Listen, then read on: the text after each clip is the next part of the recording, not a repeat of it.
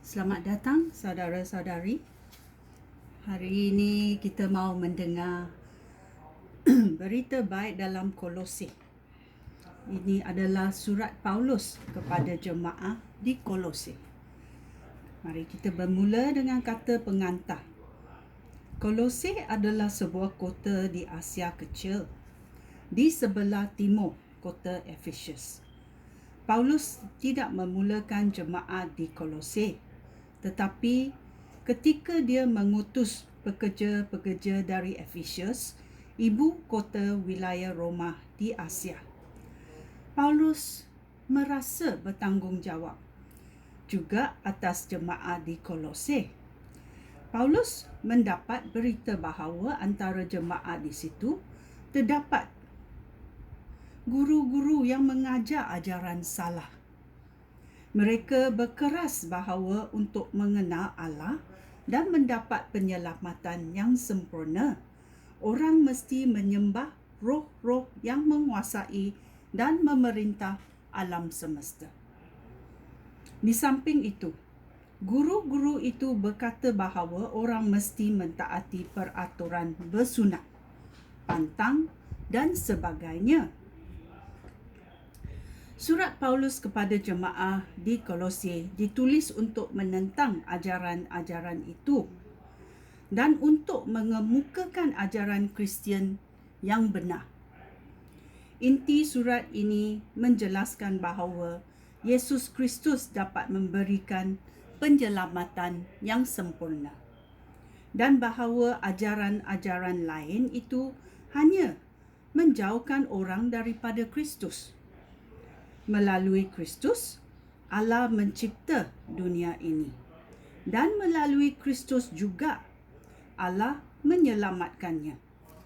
Hanya melalui bersatu dengan Kristus, dunia mempunyai harapan untuk diselamatkan. Kemudian, Paulus menjelaskan pertalian ajaran itu dengan kehidupan seorang Kristian. Perlu dikemukakan di sini bahawa Tikhikus yang membawa surat ini ke Kolose bagi pihak Paulus disertai oleh Onesimus.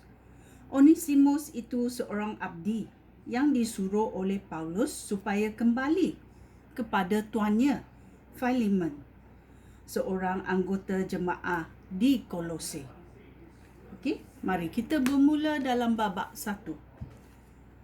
Surat ini daripada Paulus yang dengan kehendak Allah menjadi Rasul Kristus Yesus, dan daripada saudara kita Timotius. Surat ini ditujukan kepada umat Allah di Kolose yang setia bersatu dengan Kristus. Semoga Allah Bapa kita mengurniai kamu berkat dan kesejahteraan. Amin. Doa kesyukuran ayat ketiga. Kami sentiasa bersyukur kepada Allah, Bapa Tuhan kita, Yesus Kristus, apabila kami berdoa untuk kamu. Hal itu demikian kerana kami telah mendapat berita tentang kepercayaan kamu kepada Kristus Yesus dan tentang kasih kamu bagi semua umat Allah. Apabila berita baik, perkabaran yang benar itu disampaikan kepada kamu dahulu, kamu mendengar tentang harapan yang diberikan oleh berita baik itu. Kerana kamu berharap akan apa yang disediakan oleh Allah untuk kamu di syurga. Kamu percaya kepada Kristus dan mengasihi umat Allah. Berita baik itu terus-menerus membawa berkat untuk manusia dan berita baik itu tersebar ke seluruh dunia, seperti yang berlaku di kalangan kamu sejak hari pertama kamu mendengar berita tentang rahmat Allah dan benar-benar menghayatinya. Kamu mendengar hal itu daripada Afaras, rakan sekerja yang kami kasihi. Dia bekerja untuk Kristus bagi pihak kami dan dia dapat dipercayai. Dia memberitahu kami bahawa dengan kuasa Roh Allah, kamu dapat saling mengasihi. Itulah sebabnya kami selalu berdoa bagi kamu. Sejak kami mendengar berita tentang kamu, kami berdoa kepada Allah supaya Roh Allah memberikan kebijaksanaan dan pengertian kepada kamu, sehingga boleh mengetahui kehendak Allah yang sempurna. Dengan demikian, kamu dapat hidup menurut kehendak Tuhan dan sentiasa melakukan apa yang menyenangkan hatinya. Cara hidup itu akan menghasilkan pelbagai perbuatan yang baik dan pengetahuan kamu tentang Allah akan bertambah juga. Semoga kamu dikuatkan oleh Allah dan kuasa-Nya yang mulia, sehingga dapat menanggung derita dengan sabar. Dengan sukacita, bersyukurlah kepada Bapa yang telah menjadikan kamu layak menerima apa yang disediakan oleh Allah untuk umat-Nya dalam pemerintahan yang penuh dengan cahaya daripada Allah. Allah sudah menyelamatkan kita daripada kuasa kegelapan dan memindahkan kita ke bawah pemerintahan anak-Nya yang dikasihinya. Melalui anak-Nya, Allah membebaskan kita dan mengampunkan dosa kita. Amin.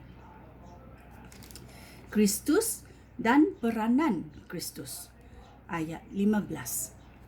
Kristus serupa dengan Allah, tetapi Kristus dapat dilihat, sedangkan Allah tidak dapat dilihat. Kristus itu anak sulung yang lebih utama daripada segala sesuatu yang diciptakan. Hal itu demikian kerana melalui Dialah Allah menciptakan segala sesuatu di syurga dan di atas bumi. Segala sesuatu yang kelihatan dan yang tidak kelihatan, termasuk juga roh-roh yang berkuasa dan yang memerintah. Allah menciptakan alam semesta melalui Kristus dan untuk Kristus. Kristus sudah ada sebelum segala sesuatu ada, kerana Dia juga segala sesuatu mempunyai tempat yang bersesuaian. Kristuslah kepala jemaah, iaitu tubuhnya. Dialah sumber kehidupan jemaah itu. Dialah anak sulung Allah. Allah membangkitkan Dia daripada kematian supaya Kristus sahaja yang menjadi terutama daripada segala sesuatu. Allah sendiri yang menentukan bahawa kepribadian Allah juga terdapat dengan sepenuhnya dalam diri anak.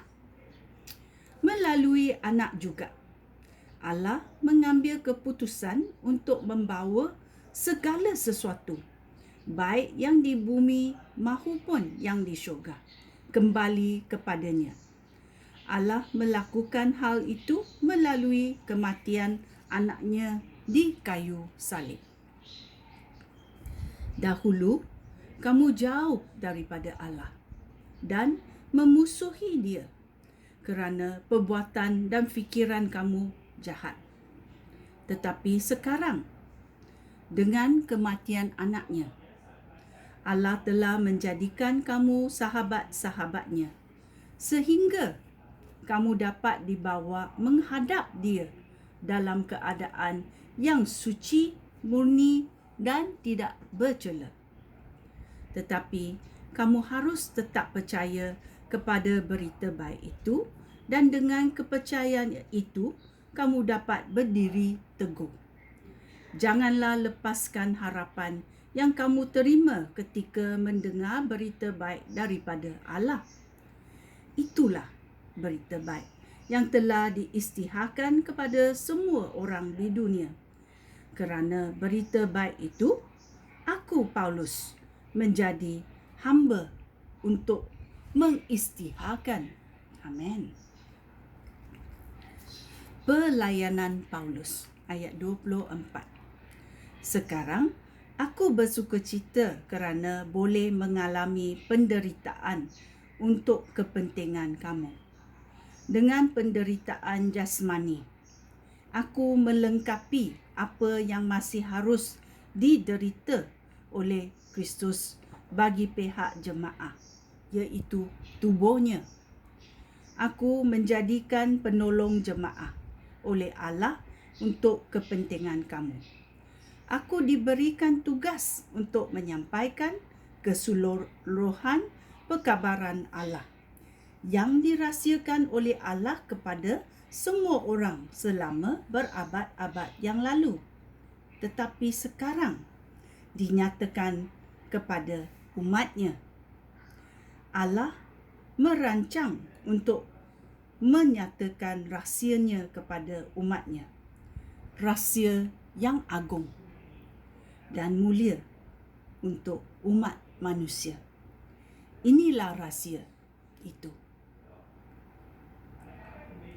Kristus tinggal di dalam diri kamu, dan hal ini bererti bahawa kamu akan ikut menikmati kemuliaan Allah.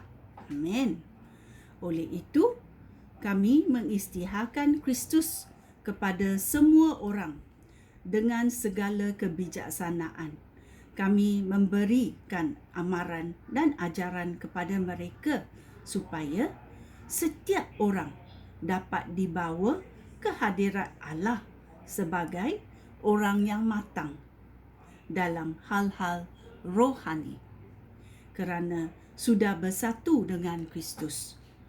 Untuk mencapai tujuan itu, aku, Paulus, bekerja keras dengan segala kekuatan yang diberikan oleh Kristus, dan kekuatan itu nyata dalam apa yang aku lakukan.